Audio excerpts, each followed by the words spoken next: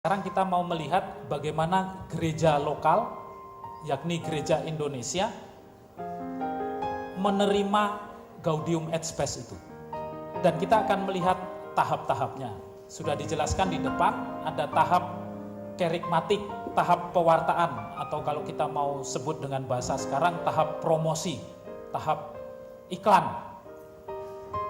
Apa yang dibuat oleh gereja Indonesia? Yang dibuat adalah menerjemahkan dokumen-dokumen Konsili Vatikan II, termasuk Gaudium et Spes. Tapi itu baru terjadi, terjemahan yang pertama itu tahun 83. Itu berarti ya 18 tahun setelah konsili. Karena kita kan nggak bisa baca dalam bahasa Latin. Nah, maka perlu penerjemahan. Tapi ini baru terjadi tahun 93. Ini usaha apa yang disebut dengan penerimaan kerikmatik tadi, mempromosikan, membuat orang supaya tahu. Nah, selain itu ada bentuk perkenalan yang lain. Kalau yang ini oleh gereja Katolik resmi, artinya para uskup, apa yang diusahakan oleh para uskup. Ada juga yang bukan magisterium atau wewenang mengajar, yang bukan resmi, tapi yang tidak resmi, yakni para teolog, para pengajar teologi di fakultas teologi di sekolah-sekolah calon imam. Nah, itu misalnya Tom Jacobs menulis komentar tentang Gaudium et Spes. Tapi ini baru pada tahap pemahaman, mengetahui apa isinya itu. Tapi seperti sudah saya katakan tadi, apa yang menjadi isi Gaudium et Spes itu sampai kepada kita, sampai kepada awam, tidak secara langsung. Ini ada teks Gaudium et Spes kita baca, tidak. Melainkan lewat ajaran-ajaran atau surat-surat atau apa yang dihasilkan oleh Konferensi Wali Gereja Indonesia atau dulu disebut MAWI. MAWI misalnya mengeluarkan pedoman kerja umat Katolik seluruh Indonesia. Itu tahun 1970. Ini maksudnya sesuai dengan apa yang diajarkan oleh Gaudium et Spes, bagaimana orang Indonesia terlibat dalam kehidupan bernegara. Ini tahun 1970. Lalu tahun 1995, 25 tahun kemudian itu diperbarui. KWI mengeluarkan pedoman Gereja Katolik Indonesia. Sama saja, ini pedoman bagi kita umat Katolik bagaimana terlibat dalam kehidupan bernegara, bermasyarakat di Indonesia ini. Tema-tema yang disampaikan sama persis dengan tema yang ada di Gaudium et Spes. Soal keluarga, soal budaya, soal sosioekonomi, soal bernegara, itu ada tema-tema. Hanya saja kemudian dikembangkan soal perempuan karena isu gender muncul, kesamaan perempuan dan laki-laki misalnya. Soal kesehatan, yang semula disebut saja kesejahteraan umum, tapi lalu muncul secara khusus soal kesehatan. Pokoknya yang menyangkut bagaimana orang Katolik terlibat dalam masyarakat, dalam kehidupan bernegara, sumbernya adalah Gaudium et Spes. Yang terutama kita rasakan biasanya adalah tema-tema dari aksi puasa pembangunan. Mulai dari mungkin hanya slogan saja yang kita lihat terpampang di depan gereja, ada spanduknya, atau mungkin di dalam gereja, entah kita dalami atau tidak, tapi biasanya yang terjadi yang dikring-kring itu.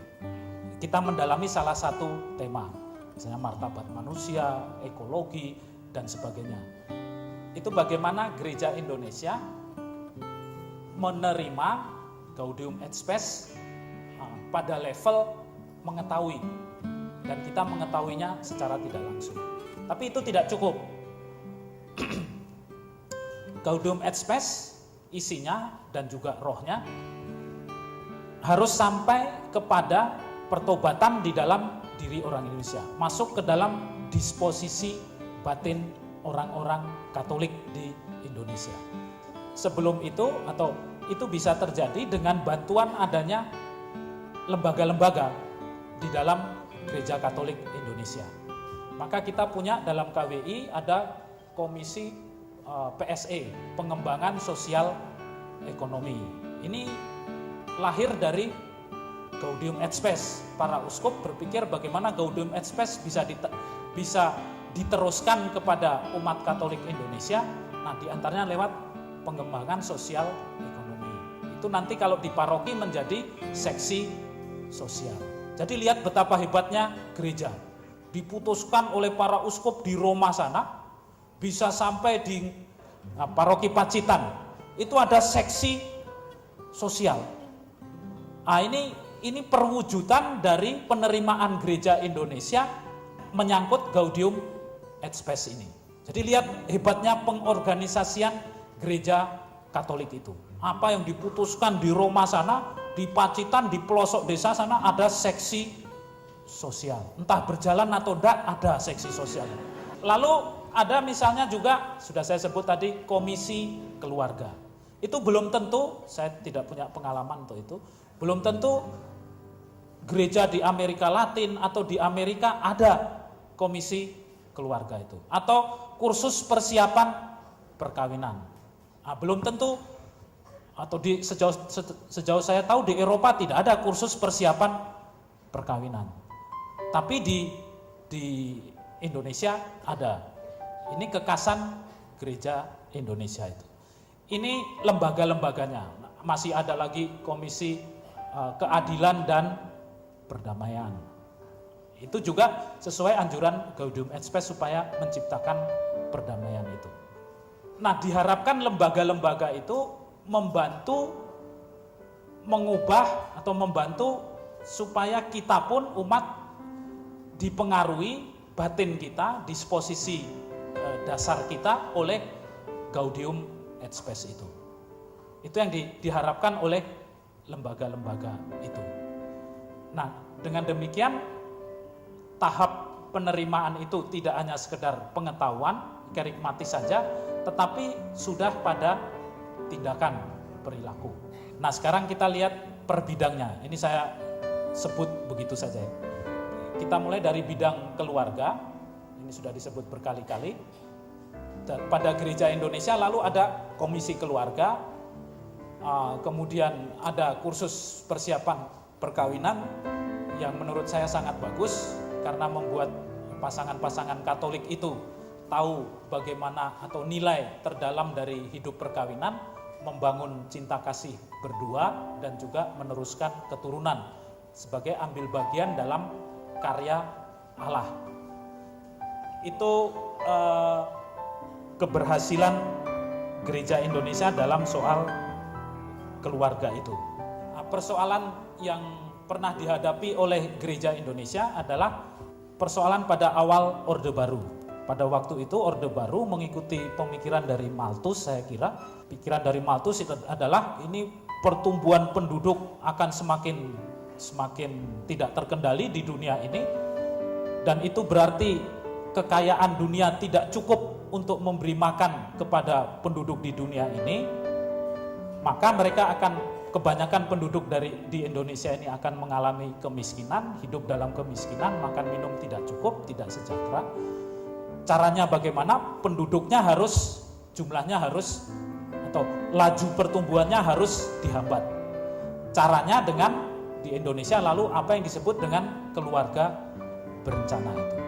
Dan kita tahu waktu Orde Baru, agama-agama dipakai untuk melancarkan apa yang menjadi program mereka. Kalau apa yang diprogramkan oleh mereka diakui oleh agama tertentu, entah Islam, entah Katolik, entah Protestan, oleh kiai-kiainya, oleh pastor-pastornya, umat pasti akan menerima. Oleh karena itu gereja Katolik juga diajak untuk mempromosikan keluarga berencana ini. Maka gereja Katolik harus mengambil posisi ini. Dan posisi yang diambil pada waktu itu adalah mengikuti Gaudium et Spes.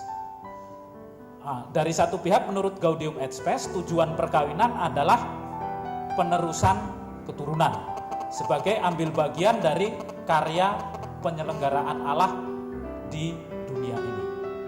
Dari satu pihak gereja Katolik mengikuti itu. Dari lain pihak ini ada desakan dari pemerintah Indonesia harus KB, paling gereja keluarga yang paling baik adalah yang punya hanya 2 anak. Dan cara menghambat supaya tidak punya lebih dari 2 anak adalah dengan alat-alat kontrasepsi. Apa yang dibuat oleh Gereja Indonesia? Gereja Indonesia memberitahukan kepada umat, pengguguran jelas dilarang karena itu pembunuhan. Alat-alat kontrasepsi yang menghambat pertemuan antara sperma dan sel telur yang tidak menimbulkan mengancam kesehatan pasangan itu boleh dipakai, boleh tidak, dan keputusanmu mengikuti hati nurani. Hati nurani dalam moral Katolik ini adalah norma subjektif yang paling tinggi. Orang menurut pandangan gereja harus bertindak menurut hati nurani. Selain harus mempertimbangkan norma-norma yang objektif. Norma-norma objektif itu misalnya 10 perintah Allah. Itu tidak keluar dari hati nurani, tapi ini sabda Allah. Nah, posisi gereja Katolik Indonesia seperti itu. Kemudian budaya. Budaya sudah saya berikan contohnya, apa yang dibuat oleh pusat musik liturgi di Jogja itu. Salah satu metodenya adalah misalnya mereka pergi ke Mentawai, mau buat lagu-lagu bergaya Mentawai, apa yang dibuat? Ya mereka melihat, mendengarkan dukun mengobati, itu kan pakai teriak-teriak. Ada seruan-seruannya kan? Nah seruan-seruannya itu direkam, dicatat, dicari notnya. Setelah ketemu notnya, ini nada atau nada khas lagu khas orang Mentawai itu. Nah itu lalu nada-nada itu dipakai untuk menyusun sebuah lagu gerejani. Itu salah satu caranya. Sekarang apa yang paling mendalam dari orang-orang Mentawai itu, kebudayaannya yang paling mendalam, itu sekarang dipertemukan dengan iman Kristiani dalam lagu itu.